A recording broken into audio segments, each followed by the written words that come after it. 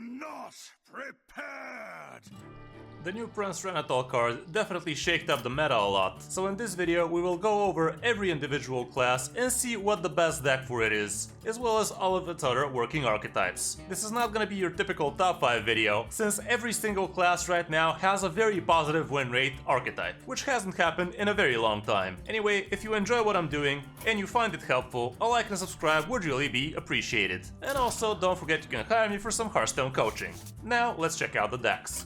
Surprisingly, right now the best performing deck from Diamond to Legend would be actually Beast Hunter with Prince Renathal. That sounds pretty odd, and the game sample size is not that high, but the win rate definitely cannot be ignored. The deck kinda looks like a mess with several micro synergies in there, which are probably gonna rely on you drawing 2 different cards, which is very hard having 40 different cards here. But yeah, these are what the stats look like. It's a lot more plausible that something like Warlock Shaman, Mech Paladin, and even Mech Mage would be doing a lot better in the current meta, because with people trying 40 card decks, those usually turn out to be pretty greedy and their early game kinda sucks, cause they can't usually find their early game removal. And that is just great news for hyper aggressive decks like these. For top 1000 Legend, Naga Priest is the one doing best right now, which is another hyper-aggressive early game deck that revolves on you sticking early game minions, so you can start buffing him out of control. But you can see also things like Control Warlock Shaman doing fine, Thief Rogue and Boat Rogue, Fell Demon Hunter, and even stuff like Celestial Druid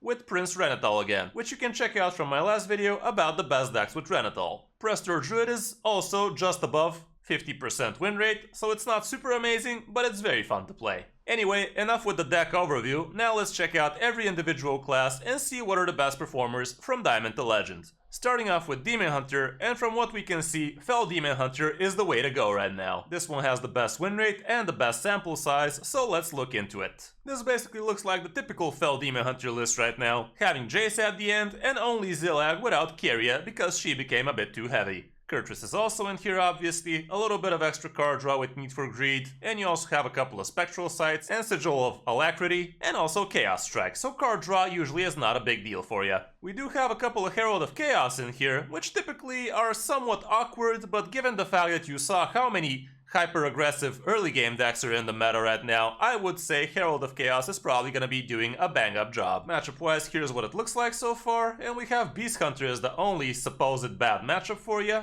but you can even cut those down if you manage to find your Kurtrus, Zillag, and Jace on time. Not gonna go for mulligan guys on this video, because it's gonna become hyper long. So let's move down to the next class.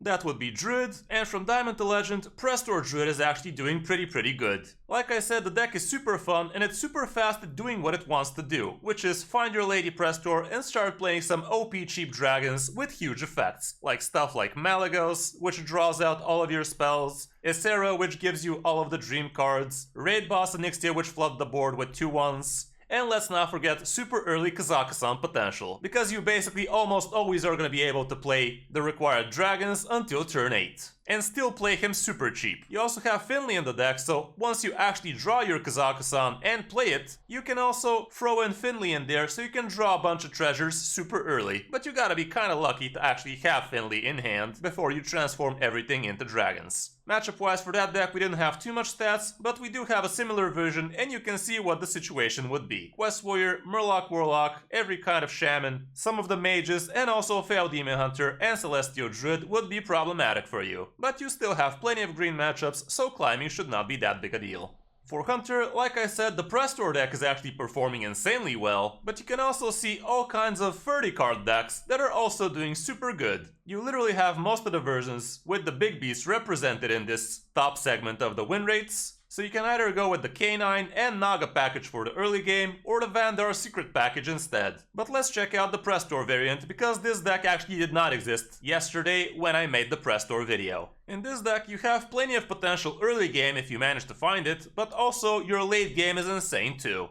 You have room for all kinds of beasts in this one, including both Stormpike Battle Ram, as well as your Acheron Saber, which can kind of flop for you here because you do have the Battle Ram as well, but still, you get to do some discounts too. The Rat King is also in here, which could be a minor flop for you if you get the Sunken Saber on time, but you still have your Big Beast package, including Wing Commander at the end. Matchup wise, we don't really have too much stats, so let's see the next class, which is gonna be Mage. And like I said, Mech Mage is doing insanely good, but also Big Spell Mage is fine. And Ping Mage also is getting the job done. With Mech Mage, the best performing one with 0.3% better than the second best would be the one with the Darkfire Amulet. But the one with Fireballs instead is also doing pretty good, with a little bit of more sample size too. There's nothing too special about this Mech Darkfire Amulet Mage, aside from it actually running Belinda as well, which I guess is typical when you're running the amulets, isn't it? You're also running your Deepwater Evoker, which could draw you your Darkfire Amulets, which you can shuffle back into your deck, or it can also pull the crucial Seafloor Gateway for you as well. Other than that, the game plan is simple. You either flood the opponent with early game mechs, or you hold off a bit so you can make a large security automation, or even just OTK, or just do a ton of damage with Mecha Shark. For the late game, you still have your Belinda, your Mothership which can really high roll for you, as well as Gaia, and let's not forget the couple of Darkfire Amulets which still give you some potential high rolls at the end. You can't really cheat them out in this version, but it still might be enough for you to get the job done. Matchup wise, we don't really have too much stats, but if you hate Curse Warlock, this might be a good idea. Even though, honestly, I had no problems with those, but still. For Paladin, Mech Paladin seems to be at the top, but we also have Handbuff Paladin and Holy Paladin represented in here. And like I told you in the Prince video, there's also a Prince Holy Paladin out there, which is supposedly doing well, but so far it doesn't really have representation here. So let's go with Old Faithful Mech Paladin. Let's check out the best performing one, which would be this.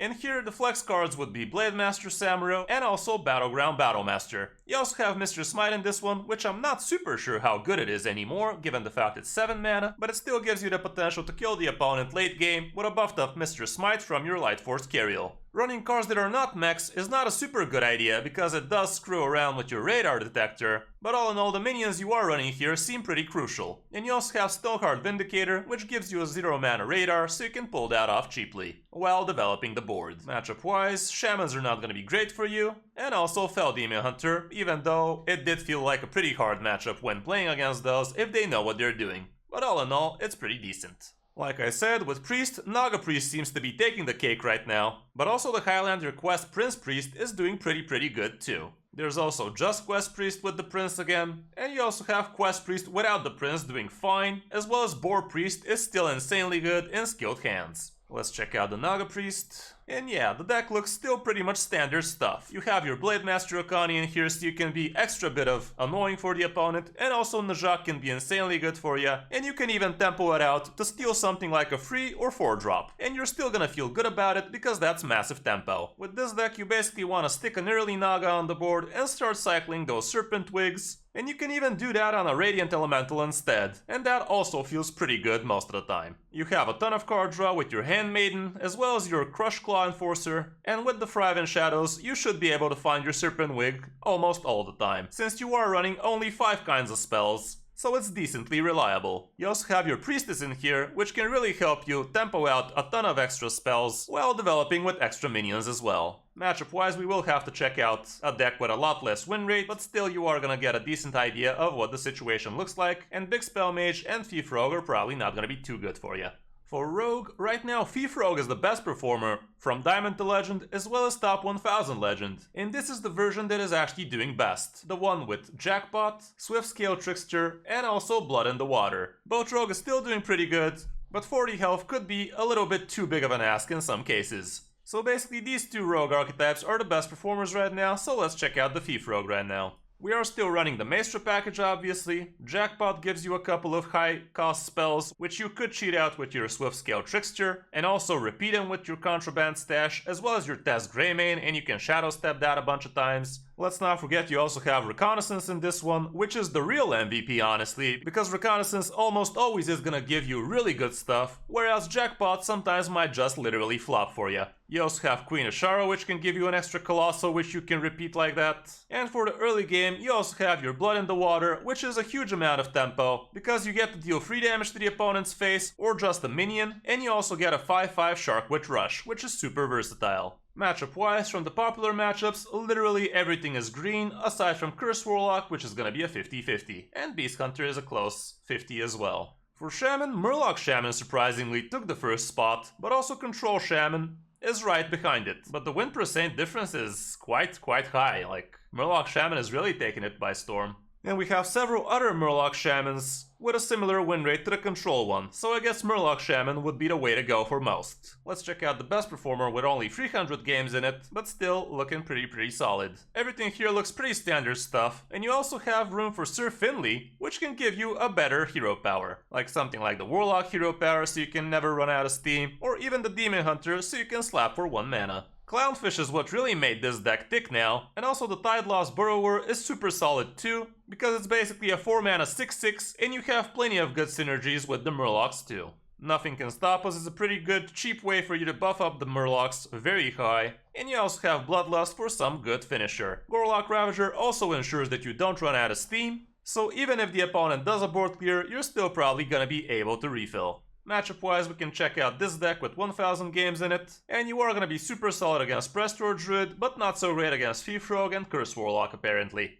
Speaking of Curse Lock, let's see what the situation is for Warlock right now, and here again Murloc Warlock is at the top, and Curse Warlock with Prestor has 3 different archetypes as the second best performer, Just Curse Warlock is at 3rd, and we also have a Mind Phylactery Warlock that is also above 50%. Let's check out the Murloc Warlock for now. This deck is basically you slap in all of the good Murlocs and Chum Bucket, and that's about it. There's nothing really fancy in here like different sort of spells, you just slap in Murlocs, play them and hope they stick, if they don't, you play them again and stuff like that. This is another super board centric deck, which does rely on you sticking your board early, so you can buff them up with Chum Bucket and stick even larger men afterwards. So yeah, being able to face inconsistent Prestor decks early would really help you to actually develop your own game plan. Matchup wise, this is actually pretty populated, and you can see Demon Hunters and Hunters will be kinda hard for you, as well as Holy Paladin and Murloc Shaman. Both Rogue and Thief Rogue and Curse Warlock are also not gonna be great. So it's kinda surprising that it still has this high of a win rate, but I guess they have been facing a lot of Prince decks.